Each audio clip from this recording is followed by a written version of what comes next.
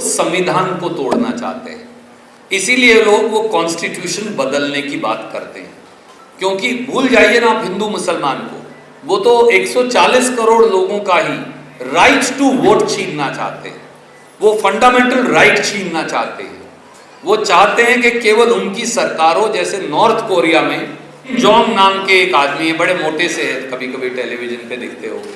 उससे पहले उनके पिता थे, वहां पार्लियामेंट भी है, चुनाव भी है। आज तक हमें तो मालूम नहीं वोट किसकी है, डालता कौन है, बनता किम जोंग ही है। ऐसे ही चीन में है, शी जिनपिंग नाम के एक आदमी है जो वहां के राष्ट्रपति है। वहां भी संसद है, वोट का अधिकार भी है। आज तक ना किसी ने चुनाव होते देखा, ना संसद चलती देखी। वोट में पुतिन साहब ही, ना शी जिनपिंग ही बन जाते हैं। ऐसे ही पुतिन साहब रशिया में बन जाते हैं। तो एक व्यक्ति ये चाहता है कि हिंदुस्तान का संविधान और हिंदुस्तान का डेमोक्रेसी दोनों, प्रजातंत्र दोनों खत्म हो जाए। तो इसलिए जो खड़गे जी लड़ रहे हैं, जो राहुल गांधी लड़ रहे हैं, जो हम सब लड़ रहे हैं, जो कनीज फातिमा प्रियांक खड़गे लड़ रहे हैं, वो डेमोक्रेसी को, कॉन्स्टिट्यूशन को बचाने की लड़ाई है। हम जब राहुल गांधी कहते हैं कि हम नफरत के बाजार में मोहब्बत की दुकान खोल रहे हैं, इस मुल्क में इतनी नफरत फैल गई है और इस मुल्क के कुछ बाशिंदों के मन तक वो पहुंच गई कि सब व्यक्ति एक दूसरे को मजहब की नजर से देखते हैं। कई जगह मजहब छोड़ दीजिए, जात की नजर से भी देखते हैं। प्रियांक खड़गे जी हमारी बहुत आदरणीय, जिनका स्नेह, क्योंकि मुझसे उम्र में बड़ी हैं तो एक, और मैं उनसे बहुत छोटा हूं तो बेटे की तरह वो मुझे स्नेह देती हैं, छोटे भाई की तरह। आदरणीय कनीज फातिमा जी, एक और शख्सियत जिनसे मिलने का मुझे आज मौका मिला, और जब एक नौजवान नारे लगा रहा था तो मुझे समझ में आया कि ये मोहब्बत है जो उनको डॉक्टर मुस्तफ़ा को बाबा के नाम से, उसका उम्र से कोई लेना देना नहीं।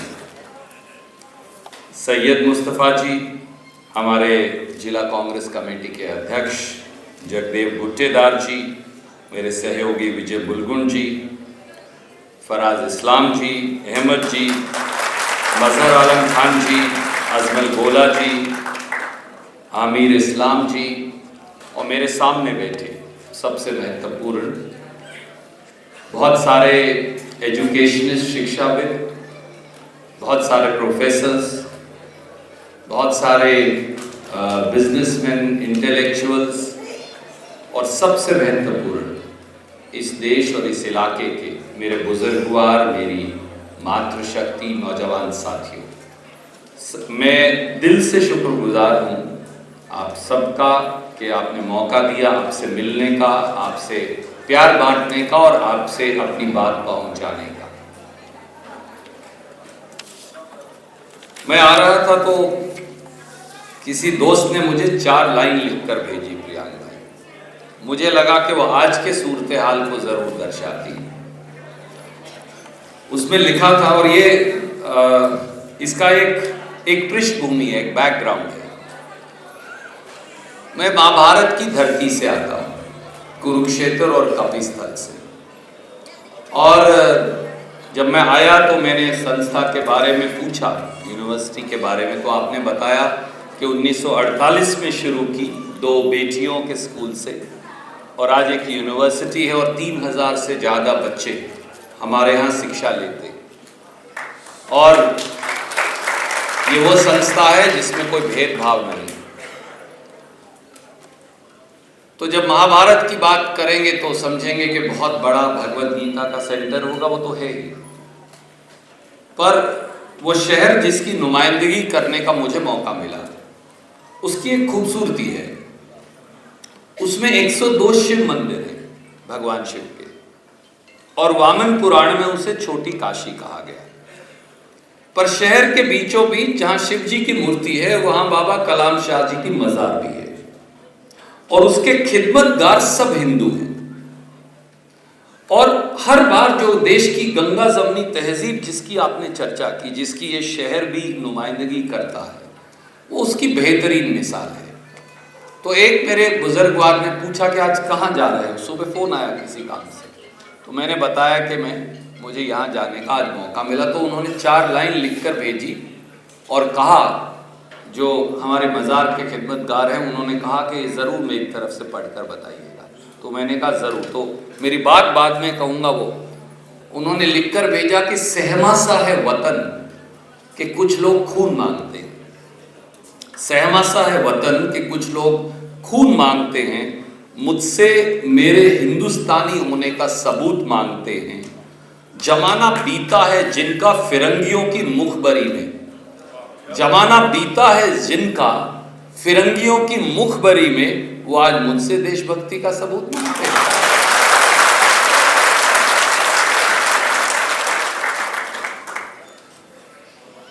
मैं रास्ते में मुलगुन जी से और मेरे भाई प्रियांक खड़गे जी से ये कह रहा था कि राजनीति में खास तौर से, वैसे तो सार्वजनिक जीवन में, पर राजनीति में इंसान की जबान की कीमत होनी चाहिए। क्योंकि अगर नेता की जबान की कीमत नहीं होगी तो समाज से विश्वास उठ जाएगा, फिर कोई किसी पर विश्वास नहीं करेगा। और हिंदुस्तान में जो राजनेताओं से विश्वास उठ गया, उसका एक कारण उनकी जबान भी है सबसे बड़ा। एक महानुभाव आए 2014 में, बोले 15-15 लाख सबके खाते में डालूंगा। आज भी आए हैं, कई झूठ बोलकर जाएंगे। उनका काम ही ये है सुबह से शाम तक। वो तो आए नहीं किसी के हिंदुस्तान में, किसी के खाते, हिंदू के भी नहीं आए, सिख के भी नहीं आए, ईसाई मुसलमान के भी नहीं आए, बौद्ध जैन के भी किसी के खाते में नहीं आए। फिर उन्होंने कहा मुझे वोट दे दो, नौजवानों को कहा मैं 2 करोड़ रोजगार हर साल दूंगा। तो 10 साल बीत गए, अभी भी नहीं आए। फिर किसानों को कहा कि मैं 2022 तक आय दुगनी कर दूंगा, तो वो भी नहीं हुआ, वो भी नहीं हो पाया। फिर जो थोड़े आप जैसे पढ़े लिखे लोग हैं उनको कहा कि मैं 100 नई स्मार्ट सिटीज बना कर दूंगा। लोगों ने कहा अच्छा विजन आएगा। 10 साल बीत गए, वो भी नहीं हुआ। गरीबों को कहा हर गरीब को 2022 तक पक्की छत दूंगा, वो भी नहीं हो पाया। आम मिडिल क्लास के लोगों को कहा मैं स्विस बैंक से 80 लाख करोड़ काला धन वापिस ले आऊंगा। सबने कहा यार ये पक्का ले आएगा। तो अब 10 साल बीत गए, वो भी नहीं हुआ। सबको एक हर प्रांत को एक बुलेट ट्रेन दे दूंगा 2022 तक। अब 10 साल बीत गए, वो भी नहीं हुआ। तो अब वो महानुभाव क्या कर रहे हैं, जब उन्होंने देख लिया कि कुछ नहीं हुआ, तो फिर वो अपनी फेवरेट पिच पर आ गए हैं, सबको गाली दे रहे हैं। कभी कांग्रेस को देंगे, कभी पंडित जवाहरलाल नेहरू जी को देंगे, कभी राहुल गांधी जी को देंगे, कभी खड़गे जी को गाली देंगे, कभी सोनिया गांधी जी को गाली देंगे, कभी देश को गाली देंगे, कभी सिख को गाली देंगे, कभी मुसलमान को गाली देंगे, कभी किसी को देंगे, कभी किसी को देंगे। मैं आपको मैंने आपको ये बात क्यों कही, याद करिए 2014 में वो आदमी जब आया तो उसने कहा होप यानी उम्मीद। तो लोगों ने कहा हाँ, एक आदमी आया जो बोलता है उम्मीद। आज 10 साल बाद बोलता है हेट्रेड यानी नफरत। सो होप से हेट्रेड तक आ गया। 2014 में जब आया तो बोला विजन, एक नई दृष्टि, एक नई सोच मुल्क के लिए लाऊंगा। आज बोलता है television is my only vision. धीरे धीरे वो बदल गए। और पिछले 10 सालों में पार्टी कोई भी हो, क्योंकि एक व्यक्ति ने जो प्रधानमंत्री बन गया, उसने राजनीतिक लोगों की कीमत गिरा दी, क्योंकि उसकी जबान की कोई कीमत नहीं। मैंने आपको क्यों कहा, लगभग 2 साल 1.5 साल पहले जब हमारी हुकूमत यहाँ नहीं थी, मुझे तो अब 3.5-4 साल से मैं यहाँ काम करता हूँ पार्टी के कार्यकर्ता के तौर पर। तो हम सब ने बैठकर सोचा, आदरणीय खड़गे साहब ने, मैंने, सिद्धारमैया जी ने, डीके शिव कुमार जी ने, सब लीडर्स ने, और सोचा कि क्या ऐसा हम करें जिससे कर्नाटक के साधारण व्यक्ति का सूरत हाल बदल सके। और क्या ऐसा करें कि जिंदगियां बदल जाएं? क्या ऐसा करें कि हर व्यक्ति सरकार का मालिक बन जाए? क्या ऐसा करें कि वो पूरे मुल्क को फिर वो करना पड़े, क्योंकि वो लोगों की जिंदगी में तब्दीली लाने का ऐसा काम हो। और फिर हमने पहली बार गारंटी शब्द हम लेकर आए, और फिर हमने बहुत चर्चा करके एक एक करके 5 गारंटी हम लेकर आए। एक महीने में एक, बल दूसरे महीने में दूसरी बताई, तीसरे में तीसरी बताई। उन दिनों भी ये सब लोग, वो येदुरप्पा जी थे, वो बोम्मई जी थे, वो अशोक जी थे, वो अमित शाह थे, जेपी नड्डा थे, वो मोदी थे, वो सब हमारा मजाक उड़ाते। 10 महीने कांग्रेस की हुकूमत के बाद जब हमने वो सारी गारंटी लागू कर दी, तो आज वो हमारा गारंटी शब्द ही चोरी कर रहे हैं। आज उनकी हालत हो गई। ये हमारी जबान की कीमत थी, वो उनकी जबान की कीमत है। अगर कांग्रेस ने ये कहा, कई लोग हमसे पूछते हैं, भैया इनकी क्या जरूरत थी इतना पैसा लोगों को देने की? कुछ अलग अलग किस्म के लोग अलग अलग सवाल पूछ सकते हैं। हमारे MLA साहिबान ने भी कहा, कुछ मिनिस्टर्स ने भी कहा, अरे भैया सारा पैसा ये लोगों को दे दोगे तो फिर सरकार कैसे चलाएंगे? इस पर हम सब ने ये कहा, प्रियांक भाई यहाँ बैठे हैं, कि पहले 60 दिन में हमें ये सब गारंटी लागू करनी है। अगर आज 1,25,00,000 महिलाओं को, जो मुखिया हैं परिवार की, अगर पूरे कर्नाटक में हम 2,000 रुपया महीना ट्रांसफर करते हैं गृह लक्ष्मी से, तो फिर ये कांग्रेस की गारंटी थी जो हमने पूरी की। अगर 200 यूनिट फ्री करंट 1,18,00,000 परिवारों को हम हर महीने देते हैं, तो ये वो गारंटी है जो हमने जबान दी, हमने पूरी की।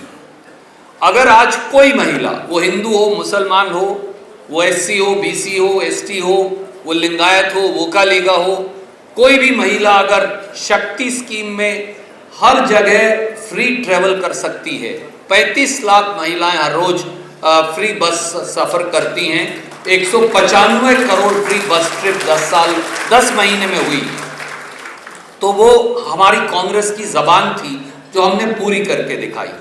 अन्न भाग्य में अगर हम 10 किलो अनाज चावल और या 5 किलो चावल और 5 किलो का पैसा देते हैं, क्योंकि मोदी जी ने हमें चावल देने से इनकार कर दिया, तो 4,49,00,000 लोगों को हम देते हैं, हर महीने पैसा जाता है। ये हमारी जबान की गारंटी थी। अगर 1.5 लाख बच्चों को 3,000 रुपया और 1,500 रुपया का 2 साल तक वजीफा मिल रहा है, और आगे आने वाले सालों में ये 10 लाख बच्चों को मिलेगा, तो ये हमारी जबान की गारंटी है। मैंने आपसे ये इसलिए चर्चा की कि लीडर की और पार्टी की जबान की गारंटी होनी चाहिए, जो वो कह दे वो बात पूरी हो। आपके यहाँ सबसे बड़ा उदाहरण खड़गे साहब है, जो आपके तो हर दिल अजीज हैं, इस इलाके के लीडर तो हैं, पर मुल्क में एक व्यक्ति ऐसा है जो किसी नौजवान से नौजवान व्यक्ति से भी आगे बढ़कर, राहुल जी और वो दोनों मिलकर इस पूरे मुल्क में अगर कोई मोहब्बत की बात और खुशबू फैला रहा है, तो उस व्यक्ति का नाम मल्लिकार्जुन खड़गे।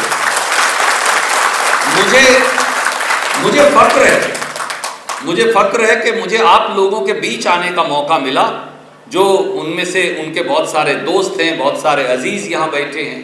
पर मैं आपको एक बात कहना चाहता हूँ, हम मुल्क को बदलना चाहते हैं। कांग्रेस की जब पिछली बार सरकार थी, तो हमने एक राइट्स पैराडाइम बनाया, लोगों को अधिकार दिया कि वो सरकार के मालिक बने। अगर भोजन का अधिकार था, आज अगर मोदी जी बात करते हैं 95 करोड़ या 90 करोड़ परिवारों को राशन की, तो वो बता नहीं पाते कि राशन का वो अधिकार जो है वो कांग्रेस ने कानून बनाकर दिया था, 2 रुपए किलो का। पब्लिसिटी की उन्होंने 80,000 करोड़ की, केवल 2 रुपए किलो ही छोड़ा है, वो 18,000 करोड़ साल का बनता है, 80,000 करोड़ की अपनी फोटो लगा ली। तो वो कांग्रेस ने दिया था। अगर शिक्षा का अधिकार दिया, मनरेगा का अधिकार दिया, आदिवासी को जल जंगल जमीन का अधिकार दिया, लोगों को संविधान की इज्जत और सांस लेने का अधिकार दिया, तो ये सब उस समय कांग्रेस लेकर आई थी। कहीं कमी होगी जिस वजह से हम सत्ता से बाहर चले गए। अब हम 5 नई गारंटियां देश के लिए लेकर आए हैं। हम ये चाहते हैं कि मुल्क की कोई महिला या कोई परिवार भूखा ना सोए, और देश के पास पैसा है, वो पैसा में से 8,300 रुपया हर महीने हर गरीब परिवार की एक महिला को बैंक खाते में दिल्ली में कांग्रेस की अगली सरकार डालेगी। ये हमारी गारंटी है। हमारा ये मानना है कि हमारे बच्चे भटकते रहेंगे अगर जब तक हम उन्हें रास्ता नहीं दिखाएंगे। वो रास्ता मजहब के आधार पर लड़वाने का नहीं हो सकता। वो रास्ता हमारे बच्चों को अपने पांव पर खड़े करने का हो सकता है, और उसके लिए कंपनियां ट्रेन करेंगी। पर अगर मैं आज ये कहूं कि कलबुर्गी के 500 बच्चों को ले जाकर बेंगलोर में आईटी कंपनी में कोडर लगवा दूं, तो वो नहीं लगाएंगे। वो बोलेंगे तुम्हारा बच्चा ट्रेन नहीं है। अगर मैं कल हमारे दोस्त बैठे हैं बाबा जी, डॉक्टर मुस्तफ़ा जी, इन्हें भी कहूँ कि मैं ये 50 बच्चे भेज रहा हूँ, आप इन्हें टीचर लगा दीजिए, तो ये कहेंगे नहीं लग सकते। पहले उन्हें टीचर का ट्रेनिंग होना चाहिए, उनके पास एजुकेशनल क्वालिफिकेशन होनी चाहिए, उन्हें पढ़ाने का सलीका आना चाहिए, तभी तो लगाऊंगा, ऐसे कैसे लगा दूंगा। तो इसके लिए ज़रूरी है कि हमारे बच्चे ट्रेन हों। मैं एक छोटा सा उदाहरण देता हूँ। मेरी बड़ी बहन और जो जिनका स्नेह मिलता है, यहाँ कनीज़ फातिमा जी बैठी, कल मैं इन्हें कहूँ रणदीप को आप अपने घर में खानसामा रख लीजिए और उसे 8,000 रुपया तनख्वाह दीजिए, तो ये बोलेंगे तुम बेवकूफ़ हो क्या, इसे ना चावल बनाना आता, ना बिरयानी बनानी आती, ना तरकारी बनानी आती, ये मेरे किचन खराब कर देगा और ऊपर से मैं इसे पैसे भी दूँ। पर अगर मैं ये कहूँ कि मैं इस बच्चे को बहन भेज रहा हूँ आपके पास, आप इसे 1.5 साल तक बगैर तनख्वाह के रखिए और आप ट्रेन कर दीजिए। ये कहेंगे मुफ्त में आ रहा है कोई काम करने के लिए, कोई बात नहीं, मैं मेरे खानसामे के साथ लगा दूंगी और आप रख लेते हैं। हमारा ये कहना है काम ये सिखाएंगी, 1.5 साल बाद बच्चा खानसामा जब बनकर बाहर आएगा तो वो कहीं भी काम कर लेगा। यही ड्राइवर की बात है। अगर मैं वसंत को कहूँ तेरी गाड़ी पर ड्राइवर रख ले भाई, ये कहेंगे यार मरवाएगा मुझे, इसको गाड़ी चलानी नहीं आती। पर मैं कहूँ आप इसको रखिए, पैसा नहीं देना, 1 साल में ड्राइवर बना दीजिए, फिर मैं इसको ले जाऊंगा। वो पैसा सारा कांग्रेस की सरकार देगी दिल्ली से। हम हर महीने बच्चे को 8,300 रुपया देंगे और ट्रेन कंपनियां करेंगी, तो बच्चा साल से 1.5 साल में ट्रेन हो जाएगा और फिर अपने पांव पर खड़ा हो जाएगा। ये युवा के लिए गारंटी है। तीसरी गारंटी है हेल्थ की गारंटी। आज अगर कोई बीमार हो जाए तो मिडिल क्लास उस बीमारी में अस्पताल के खर्चे से गरीब हो जाएगा, गरीब बीमार हो जाए तो फिर वो कर्जदार हो जाएगा। हम सबको, पूरे हिंदुस्तान के हर परिवार को 25 लाख रुपए का एक फ्री हेल्थ इंश्योरेंस कार्ड देंगे। उसमें बाबा का नाम भी लिखा होगा, अम्मा का नाम भी लिखा होगा, हस्बैंड वाइफ का भी, बच्चों का भी, सबका। भगवान ना करे, खुदा ना करे किसी को कैंसर हो जाए, किसी के फेफड़े खराब हो जाएं, किसी की किडनी खराब हो जाए, किसी का लिवर खराब हो जाए, किसी का कूल्हा बदलवाना है, किसी का नी रिप्लेसमेंट होगा, तो इतना पैसा लगता है। तो आपको कार्ड ले जाइए, आपको ज़रूरी नहीं आपको बेंगलोर जाना, आप हैदराबाद जाइए, किसी अस्पताल को दीजिए, फ्री इलाज होगा। 25 लाख तक हर साल देना है। और गरीब के लिए मनरेगा की गारंटी है। अभी 180 रुपया भारत सरकार देती है, हम उसको बदलकर 400 रुपया करना चाहते हैं हर रोज। कर्नाटक की सरकार 130 रुपया उसमें डालती है, तो जो गांव में गरीब हैं उनको 530 रुपया मनरेगा का हर रोज दिहाड़ी मिलेगी, वो हो जाएगा। ये कांग्रेस की कुछ गारंटी है। वो बोलते हैं उन्हें इसके अंदर से मंगलसूत्र छीनने की वो आती है। भैया अगर ऐसा ही है मोदी जी, तो वो लोग जो बेटियों का शोषण कर रहे हैं और आपके साथ खड़े हैं और आप उनके लिए चुनाव प्रचार में जा रहे हैं, कम से कम अब तो ये हो गया है, एक नारा था बेटी बचाओ, पर वो ये नहीं मालूम था भाजपा से बेटी बचाओ बन जाएगा। तो कर्नाटक में तो वो ये हो गया, भाजपा और जनता दल से बेटी बचाओ, वो नारा बदल गया है। तो इसलिए मैं आपसे केवल एक दरख्वास्त करूँगा, हम जब राहुल गांधी कहते हैं कि हम नफरत के बाजार में मोहब्बत की दुकान खोल रहे हैं, इस मुल्क में इतनी नफरत फैल गई है और इस मुल्क के कुछ बाशिंदों के मन तक वो पहुंच गई कि सब व्यक्ति एक दूसरे को मजहब की नज़र से देखते हैं। कई जगह मजहब छोड़ दीजिए, जात की नज़र से भी देखते हैं। अगर कोई शेड्यूल कास्ट है, अगर कोई शेड्यूल ट्राइब है, अगर कोई ओबीसी है, तो कई बार वहाँ भी अलग अलग नज़र से देखा जाता है। और एक जाति से दूसरी जाति में भी, सामान्य जातियों में भी भेदभाव आ गया है। अगर ये पूरा मुल्क ही टूट जाएगा तो फिर बचेगा क्या? इसीलिए वो लोग संविधान को तोड़ना चाहते हैं, इसीलिए लोग वो कॉन्स्टिट्यूशन बदलने की बात करते हैं। क्योंकि भूल जाइए ना आप हिंदू मुसलमान को, वो तो 140 करोड़ लोगों का ही राइट टू वोट छीनना चाहते हैं। वो फंडामेंटल राइट छीनना चाहते हैं।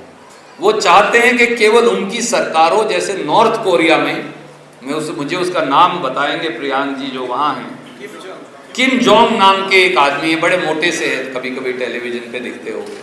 उससे पहले उनके पिता थे, वहाँ पार्लियामेंट भी है, चुनाव भी है। आज तक हमें तो मालूम नहीं वोट किसकी है, डालता कौन है, बनता किम जोंग ही है। ऐसे ही चीन में है, शी जिनपिंग नाम के एक आदमी है जो वहाँ के राष्ट्रपति है। वहाँ भी संसद है, वोट का अधिकार भी है। आज तक ना किसी ने चुनाव होते देखा, ना संसद चलती देखी। वोट में पुतिन साहब ही, ना शी जिनपिंग ही बन जाते हैं। ऐसे ही पुतिन साहब रशिया में बन जाते हैं। तो एक व्यक्ति ये चाहता है कि हिंदुस्तान का संविधान और हिंदुस्तान का डेमोक्रेसी दोनों, प्रजातंत्र दोनों खत्म हो जाए। तो इसलिए जो खड़गे जी लड़ रहे हैं, जो राहुल गांधी लड़ रहे हैं, जो हम सब लड़ रहे हैं, जो कनीज फातिमा प्रियांक खड़गे लड़ रहे हैं, वो डेमोक्रेसी को, कॉन्स्टिट्यूशन को बचाने की लड़ाई है। इस देश की गंगा जमनी तहजीब को, यहाँ के भाईचारे को बचाने की लड़ाई है। इसलिए आपका वोट केवल एक एमपी चुनने का नहीं है। आपका वोट बाबा साहब अंबेडकर ने, पंडित जवाहरलाल नेहरू ने, मौलाना अबुल कलाम आज़ाद ने, डॉक्टर राजेंद्र प्रसाद ने, वल्लभ भाई पटेल ने और लाखों लोगों ने जो संविधान बनाया था, जिसमें सब बराबरी का अधिकार है, उसे बचाने की लड़ाई भी है। इसलिए मेरी आपसे एक ही दरख्वास्त है, आप सब समाज के लीडर साहिबान हैं, हमारी माताएं भी बैठी हैं। हर वो वोट जो आप डालेंगे वो इस मुल्क को मजबूती देगा। कांग्रेस के हक में जो आप डालेंगे, हर वो वोट जो आप डालेंगे वो मोहब्बत को मजबूती देगा। हर वो वोट जो आप कांग्रेस को डालेंगे वो इस मुल्क के संविधान को मजबूती देगा। हर वो वोट जो आप कांग्रेस के हक में डालेंगे वो इस मुल्क की गंगा जमुनी तहजीब को मजबूती देगा। और हर वो वोट जो आप कांग्रेस को डालेंगे वो हिंदुस्तान में इंसानियत को जिंदा रखेगा। इसलिए मेरी आपसे एक ही दरख्वास्त है, इंसानियत के लिए, संविधान के लिए, भाईचारे के लिए, मोहब्बत के लिए कांग्रेस का जीतना जरूरी है। और उस जीत में आपकी भागीदारी जरूरी है। इसमें आप जरूर हिस्सेदारी कीजिए। आप सबका बहुत बहुत शुक्रिया। जय हिंद।